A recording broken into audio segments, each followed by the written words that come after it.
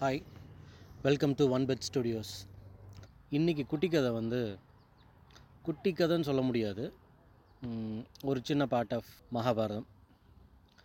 என்னென்னா, நிறைய பேர் மகாபாரதத்துலேருந்து கதை கேட்டுகிட்டே இருக்காங்க. வேறு ஏதாச்சும் சொல்லுங்கள் அப்படின்ட்டு. ஸோ அதனால் இன்றைக்கி பீஷ்மரை பற்றி கொஞ்சம் பார்ப்போம். பீஷ்மர் எப்படி மகாபாரதத்துக்கும் அவருக்கும் சம்மந்தம், எப்படி பிறந்தார், எப்படி அவருக்கு அடுத்தது கண்டினியூ ஆச்சு அப்படின்னு பார்க்கலாம். முடிஞ்ச வரைக்கும் சுருக்கமாக சொல்ல பார்க்குறேன். ஸோ கொஞ்சம் முன்னாடி போகலாம். பீஷ்மருக்கு முன்னாடி, அதாவது அவங்க தாத்தாவிலேருந்து ஆரம்பிக்கலாம். பீஷ்மரோட தாத்தா பிரதீபன் அப்படின்னு பேர். இந்த பிரதீபன் அப்படிங்கிறவர் அதுக்கு முன்னாடி நிறைய பேர் இருக்காங்க. ஆக்சுவலாக மகாபாரதம் எப்படி ஆரம்பிச்சிச்சு, எங்கேருந்து ஆரம்பிச்சிச்சு அப்படின்னு நிறைய பேருக்கு தெரியாது. ஸோ அதுக்கு தனியாக நாம் ஒரு வீடியோ போடுறேன். யூஸ்வலாக திருதராஷ்டிரன், பாண்டு, அவங்க பசங்க, கௌரவர்கள், பாண்டவர்கள் அப்படின்னு தான் ஆரம்பிக்கும். அதுக்கு முன்னாடி நிறைய இருக்குது. ஸோ அதை தனியாக ஒரு வீடியோவில் பார்க்கலாம். இப்போ பிரதீபன்லேருந்து ஆரம்பிக்கலாம். பிரதீபன் அப்படிங்கிறவர் ஒரு ராஜா. அவர் கங்கை கரை ஓரமாக உட்காந்துட்டு இருக்கும்போது அவரோட மடியில் ஒரு அழகான பொண்ணு மடியில் உட்காந்துட்டு என்னை கல்யாணம் பண்ணிக்கிறியா அப்படின்னு கேட்குறாங்க. அவர் ஒரு நிமிஷம் யோசிச்சுட்டு, இல்லை, நீ வலது தொடையில் உட்காந்துட்ட, வலது தொடை புத்திரர்களுக்கு உடையது, வலது தொடையில் உட்கார்ந்ததுனால பொண்ணாக ட்ரீட் பண்ணலாம், நான் உன்னை கல்யாணம் பண்ணிக்க முடியாது அப்படின்னு சொல்கிறாரு. ஸோ அந்த பொண்ணு யாருன்றதை சொல்கிறாங்க. நான் தான் கங்கை, நான் உன்னோட நேர்மையை சோதிக்க தான் வந்தேன், நான் கண்டிப்பாக உன்னோட பையனை கல்யாணம் பண்ணிப்பேன் அப்படின்னு சொல்லிட்டு வாக்கு கொடுத்துட்டு போயிடுறாங்க. அதுக்கப்புறம் பிரதீபனுக்கு ஒரு குழந்தை பிறக்குது. அவர் பேர் சந்தனு.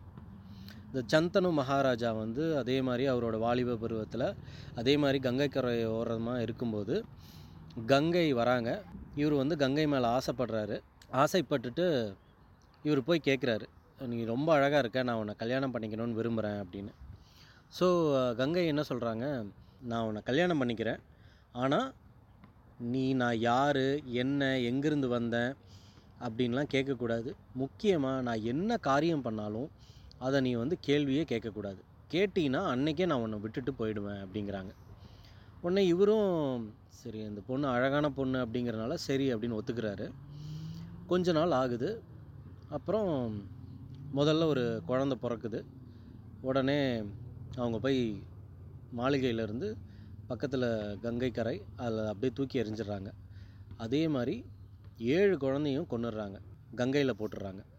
ஸோ 8வது குழந்தை பிறக்கிறதுக்கு முன்னாடி சாந்தனு என்ன பண்ணுறாரு, காவலர்கள்ட்டெல்லாம் சொல்லி குழந்தை பிறந்தோன்னா அம்மாவையும் பிள்ளையும் பிரிச்சுருங்க அப்படிங்கிறார். ஸோ 8வதாக ஒரு பையன் பிறக்கிறாங்க. பிறந்தோடனே காவலர்கள்லாம் பிரிச்சிட்றாங்க. பிரித்ததுக்கப்புறம் ராஜா வராரு. அவர் கோவம், ஏன், நீ யார், என்ன, எங்கேருந்து வந்த, ஏன் 7 குழந்தைங்களையும் கொன்ன அப்படின்ட்டு எல்லாம் மடமடான்னு எல்லா கேள்வியும் கேட்குறாரு. கேட்டோன்னே அவங்க சிரிக்கிறாங்க. கங்கை சிரிச்சுட்டு சொல்கிறாங்க, நீ கேட்கலனாலும் இந்த 8வது குழந்தை உயிரோடு தான் இருந்திருக்கும், ஆனால் விதி யாருனாலையும் மீற முடியாது, இப்போ என்னன்னு சொல்கிறேன் அப்படின்னு சொல்லிட்டு இந்த 8 குழந்தைகளும் அஷ்டவசுக்கள் அப்படின்னா இவங்க ஒரு முனிவரோட பசுவை கவர்ந்து அவங்களோட மனைவிக்கு கொண்டு போய் கொடுக்க பார்த்தாங்க. அந்த பசு பேர் நந்தினி. இப்போ அந்த முனிவர் இந்த 8 பேர்த்தையும் சாபம் கொடுத்துட்டார். என்ன சாபம்னா, என்னடா மனுஷனுங்க மாதிரி ஆசைப்படுறீங்க அப்படின்னு சொல்லி நீங்கள் போய் பூலோகத்தில் போய் வாழுங்க அப்படின்னு சொல்லி. இந்த 8வதாக இருக்கிற வசு தான் மற்ற எல்லாத்தையுமே கன்வின்ஸ் பண்ணி போய் திருடிட்டு வரலாம் அப்படின்னு சொன்னது. அந்த 8வது வசு பேர் பிரபாசன். ஸோ இந்த இவர் பண்ணதுனால முனிவர் என்ன பண்ணுறாரு, எல்லோரும் பூலோகத்தில் போய் இருங்க அப்படின்றார், சாபம் கொடுத்துட்றாரு. உடனே எல்லோரும் சொல்கிறாங்க, எங்களை மன்னிச்சிருங்க அப்படின்றாங்க. உடனே முனிவர் இந்த 7 பேரை வேணால் மன்னிப்பேன், அந்த 8வதாக இருக்கிறவன் கண்டிப்பாக இருந்துட்டு தான் வரணும் அப்படின்னு. அதனால் நீங்களாம் பிறந்தோடனே உடனே நீங்கள் இறந்து மேலே வந்துடுவீங்க, இவன் மட்டும் 8வதாக இருந்துட்டு மெதுவாக தான் வர முடியும் அப்படின்னு சொல்லிடுவார். அந்த மாதிரி ஒரு கதை தான் அந்த குழந்தைக்குடையது அப்படின்னு சொல்லிடுறாங்க. ரெண்டாவது, நீயும் நானும் நம்மளுக்கு ஒரு கதை இருக்குது. என்னென்னா, இந்திர லோகத்தில் நான் வரும்போது நீ வந்து மகாபிஷன், நீ ஒரு ராஜா, என்னுடைய மேலாடை வந்து நழுவிடுச்சு. ஸோ அப்போ வந்து எல்லாருமே வந்து தலையை கீழே குனிஞ்சிட்டாங்க. நீ மட்டும்தான் தலையை கீழே போடாமல் என்னை நேரில் பார்த்துட்டே இருந்த. அதனால் பிரம்மதேவருக்கு கோவம் வந்து நீங்கள் 2 பேரும் கணவன் மனைவியாக பூலோகத்தில் போய் வாழ்ந்துட்டு வாங்க அப்படின்னு சொல்லி சாபம் கொடுத்துட்டாரு. அதனால தான் நீயும் நானும் ஒன்று சேர்ந்தோம் அப்படின்னு சொல்கிறாங்க. நல்லா முடிஞ்சிருச்சு. அந்த 8ஆவதாக பிறந்த பையன் யாருன்னு பார்த்தீங்கன்னா அவர் தான் பீஷ்மர். அவருக்கு வந்து சத்தியவிரதன் அப்படின்றத பேர். கங்கை என்ன சொல்கிறாங்க, நான் சத்தியவிரதனை என் கூட கூட்டிகிட்டு போகிறேன், இவன் என்னோட வாலிப பருவத்தில் நான் உனக்கு கொண்டு வந்து ஒப்படைப்பேன் அப்படின்னு சொல்லிட்டு அந்த குழந்தைய வளர்க்குறாங்க. எல்லா வகையான எல்லா விதமான கலைகள் எல்லாத்தையுமே கற்றுக் கொடுக்குறாங்க. வில்லு, பரசுராமர்கிட்ட வில்லு கற்றுக் கொடுக்குறாங்க.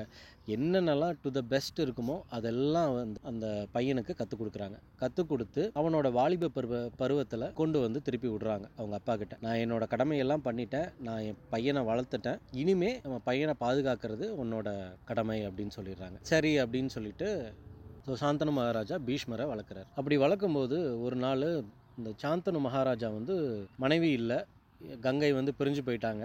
அதனால் ரொம்ப சோகமாக இருக்கார். ஒரு நாள் வந்து காட்டுக்குள்ளே அப்படியே போயிட்டு இருக்கும்போது பார்த்தா ஒரு நதி ஓடுது. நதியில் வந்து ஒரு அம்மா வந்து இந்த பக்கம் வரதும் அந்த பக்கம் எல்லாத்தையும் கொண்டு போய் விட்டுட்ருக்காங்க. அவங்க வந்து காசெல்லாம் இல்லை, சும்மா வந்து ஒரு கைங்கரியமாக பண்ணிகிட்ருக்காங்க. ஸோ அந்த மாதிரி ராஜா போகும்போது அவங்க மேலே ஆசைப்படுறாரு. பட்டுட்டு அவங்கள ரொம்ப பிடிச்சி போயிடுது. அவங்க பேர் வந்து மச்சகந்தி. மச்சகந்தி அப்படின்னா மீன் வாசனை உடையவள் அப்படின்றது. அவங்கள பார்த்துட்டு கேட்குறாரு அவர், நான் வந்து உன்னை கல்யாணம் பண்ணிக்கணும்னு விரும்புகிறேன் அப்படிங்கிறாரு. ஸோ அவங்க என்ன சொல்கிறாங்க, இல்லை எதுவாக இருந்தாலும் எங்கள் அப்பா கிட்ட பேசிவிடுங்க அப்படின்னு சொல்லிட்டு போயிடுறாங்க. இவர் அவங்க அப்பாட்டுக்கு போய் பேசுகிறாரு. அவங்க அப்பா சொல்கிறாரு, இல்லை என் பொண்ணெல்லாம் வந்து உனக்கு கல்யாணம் பண்ணி கொடுக்க முடியாது, இப்படியே நீ கல்யாணம் பண்ணிக்கணும் அப்படின்னா இவளுக்கு பிறக்கிற பையன்தான் நாட்டை ஆளணும் அப்படிங்கிறார். உடனே அதுக்கு இவர் சாந்தனு சொல்கிறாரு, இல்லை எனக்கு ஏற்கனவே ஒரு மகன் இருக்கான், அவன் தான் பெரியவன், அவன் தான் நாட்டை ஆளுவான், அப்போ என் பொண்ணை கல்யாணம் பண்ணிக்க முடியாது, என் பேரன் வந்து நாட்டை ஆளணும் அப்படின்னா சொல்லு, நான் உனக்கு கல்யாணம் பண்ணி கொடுக்குறேன் அப்படின்றார். இவர் ரொம்ப மன கஷ்டத்தோட சரி கல்யாணம் பண்ணிக்க முடியலன்னு சொல்லி வந்துடுறாரு. அப்பா ரொம்ப கவலையாக இருக்கிறத பார்த்துட்டு சத்தியவிரதன் என்ன பண்ணுறாரு, ஸ்ட்ரெயிட்டாக போய் அவங்க அப்பாவுக்கு தேரை ஓட்டுறாருல, அதாவது டிரைவர் மாதிரி, ஸோ அவரை போய் பிடிக்கிறார். அப்பா ஏன் சோகமாக இருக்கார், எங்கே போனார், என்ன நடந்துச்சு அப்படின்னு. ஸோ அவர் நடந்த கதையெல்லாம் அவர் சொல்கிறார். சொன்னோன்னே இவர் என்ன பண்ணுறாரு, ஸ்ட்ரெயிட்டாக போய் அந்த அம்மாவை மீட் பண்ணி, நீங்கள் தான் வந்து என்னோட அம்மா, எங்கள் அப்பாவை வந்து நீங்கள் தான் கல்யாணம் பண்ணிக்கணும்னு சொல்லி அவங்கள கூட்டிகிட்டு வர்றார். வந்து அவங்க அப்பா கூட சேர்த்து வச்சிடறாரு. சேர்த்து வைக்கிறதுக்கு முன்னாடி அவங்க தாத்தா கிட்ட போய் எல்லாம் கொடுத்துட்றாரு, வாக்குறுதி கொடுத்துட்றாரு. சத்தியவிரதன் என்ன வாக்கு கொடுக்குறாரு அப்படின்னா, நான் அரசாட்சி ஏற்றுக்க மாட்டேன், உங்களோட பேரன் தான் வந்து ஆள்வான் அப்படிங்கிறார். அதுக்கு அவர் என்ன சொல்கிறாரு, நீ ஆழமாட்டேன்னு சொல்கிற, ஆனால் நாளைக்கு உனக்கு கல்யாணம் ஆகும், உன் பையன் வந்து ஆட்சி பிடிப்பான்ல அப்படி. நான் கல்யாணம் பண்ணிக்கிட்டா தானே ஆட்சி பிடிப்பான் என் பையன், நான் கல்யாணமே பண்ணிக்க போகிறதில்ல, நான் வந்து பிரம்மச்சாரியாகவே இருக்க போகிறேன் அப்படின்னு சொல்லிட்டு வாக்குறுதி கொடுத்துருவார். அதுக்கப்புறமேல அவங்க ஒத்துக்கிறாங்க.